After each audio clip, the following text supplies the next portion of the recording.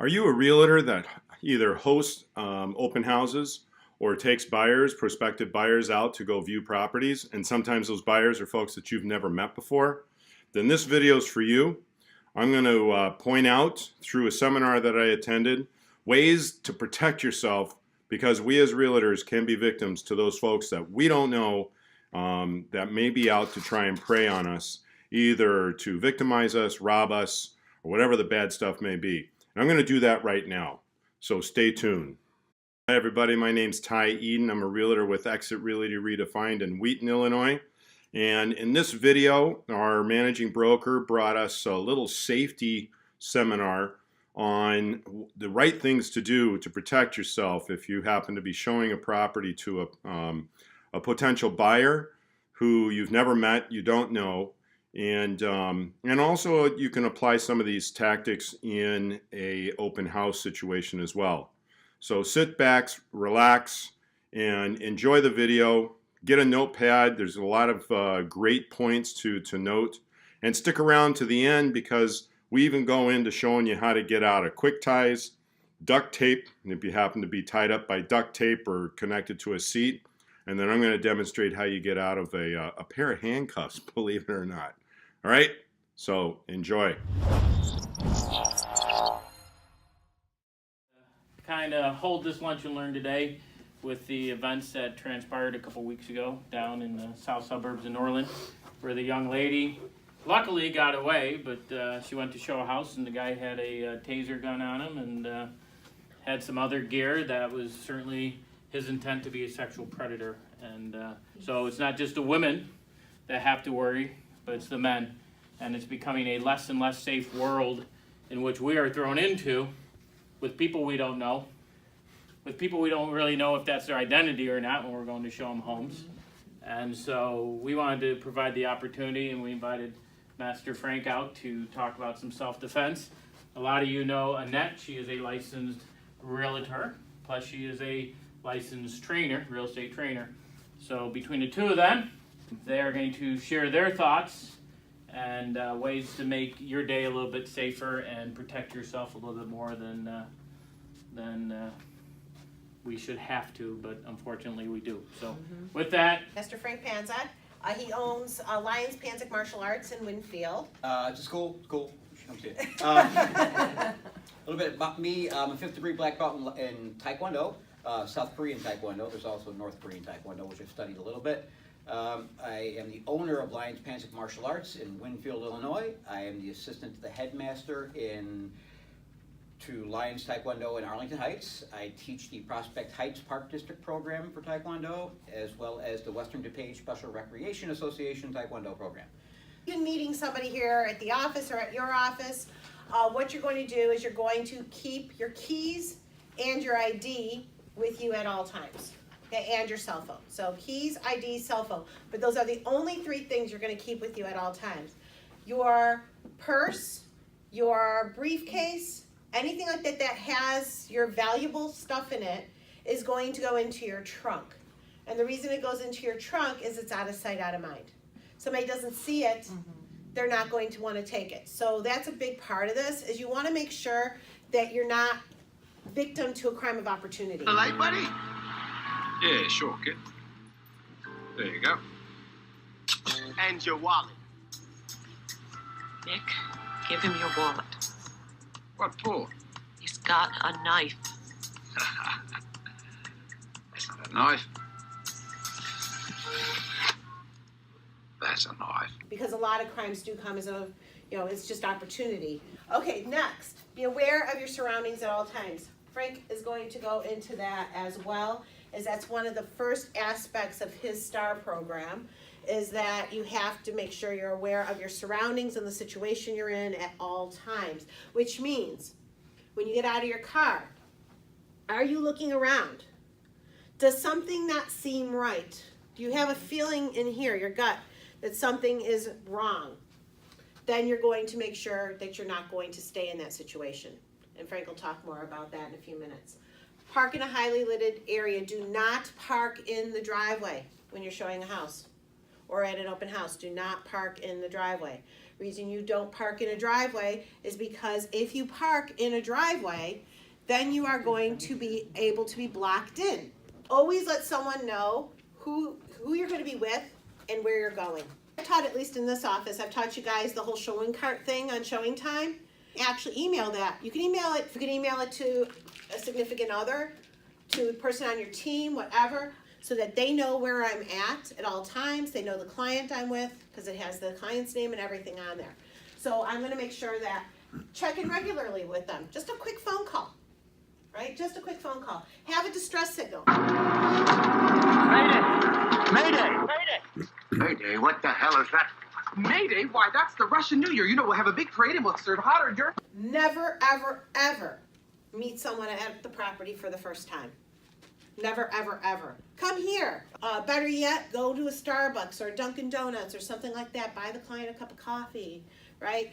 Take a picture. Take a picture of their ID. Take a picture of their license plate. All this is going to help you stay safe. And if you're like, oh my gosh, it's kind of overkill. No, it's not. It really is not overkill. All right. So meet them in a public place, all that kind of stuff. Google them. Look them up on Facebook. Look them up on Instagram. Are there any inconsistencies? Then there might be a problem. I also use caller ID. I use Hiya, H-I-Y-A on my phone. I make sure that when that person has called me, does their information match up? Know the neighborhood. If you don't know the neighborhood, get to know the neighborhood. Know where you can run. Know where you can go. Know where all the safety areas are in that area. Know all your exit routes when you enter a property. Always let the client enter the room first. It's not this, right? Because if I'm walking into a room like this, what could Frank do to me? Oh, all kinds of stuff. Oh yeah, tase me, Yeah. stab me, make funny faces behind me, Choke you and out. choke me, right? He can grab me from behind. And I'm too busy doing my stuff to realize what I'm doing. When you're opening up a key box, it shouldn't be the client right behind you. You should be like this, right? So that you can see what they're doing, and at the same time you're blocking, whatever you're doing at the same time. So instead it's more like this. Here, Frank, why don't you take a look around? Here is the living room, right? So now he's the one going in. He's the one going into the basement by himself. Understanding of self-defense is you can do as much as you feel that the aggressor is going to do to you. These Mushu pork potions in the world will not save you next time. You know, you shouldn't knock Chinese potions.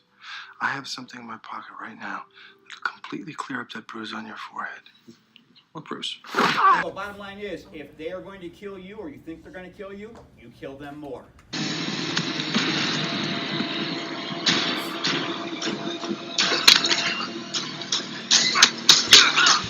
You only get one chance at surprise. So as quick as possible, and then run. Nobody in here, including myself. I will go through what I call the S.T.A.R technique. It's easy to remember. Martial arts, you got throwing star. So S, your surroundings. At any point in the S.T.A.R technique, you can finish a confrontation, and you're safe. So the first one's surroundings. So know where you are. Trust your gut, always. If you feel someone's next to you and they're waiting for the elevator, like, you take the next one, I'm waiting for somebody.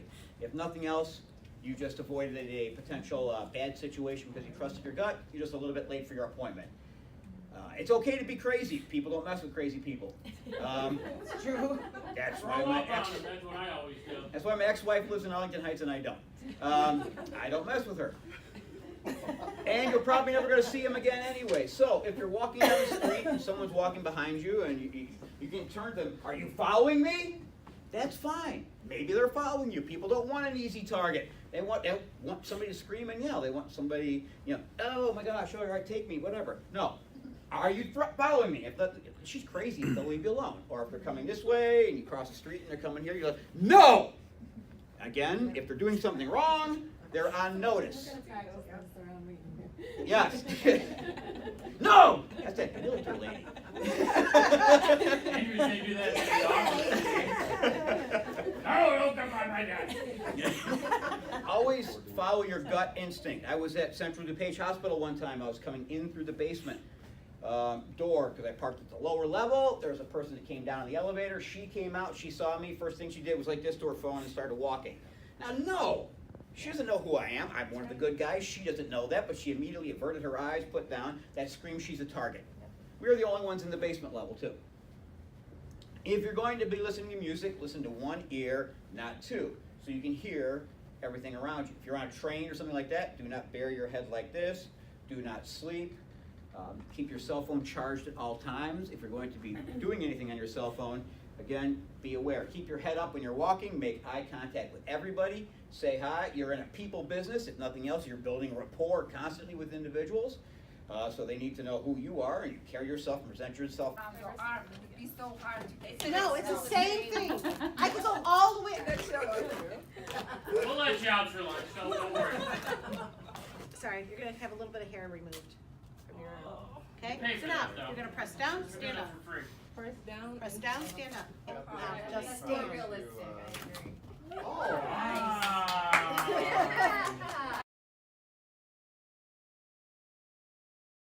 Huh? Down to your stomach. Oh, you're doing that on those too.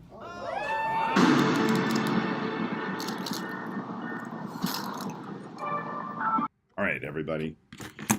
So I'm going to do this handcuff. Uh-oh. Yeah. So a little hairpin. I don't know if you can see that or not, but that's the tool. And then you stick it right inside there. And then you kind of, whoops, up, there we go.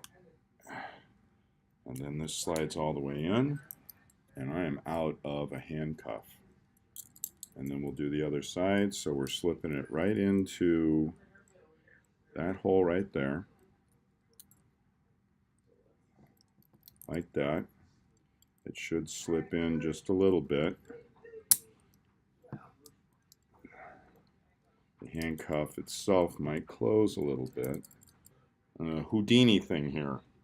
And I hope that I don't make a fool of myself and can't get these things off. So I finally got it in there. See how far that little tool goes? Way in there. And voila, the handcuffs are off. I'm out, I'm free. Okay, so that was a feat getting out of those handcuffs, but the more you try and practice at it, the better you can get at it. It can be a Houdini thing. So I hope you enjoyed some of the information that you found in the video. Share it with folks that you know that are also realtors that might be able to benefit from this. And any of you buyers or sellers, hopefully you clue in on this, this video as well, and you can kind of see some of the challenges that we as realtors take for our own lives, just to sell a piece of property for our sellers, or representing our buyers. So some instances we're taking our life in our hands. All right, thank you, and stay tuned.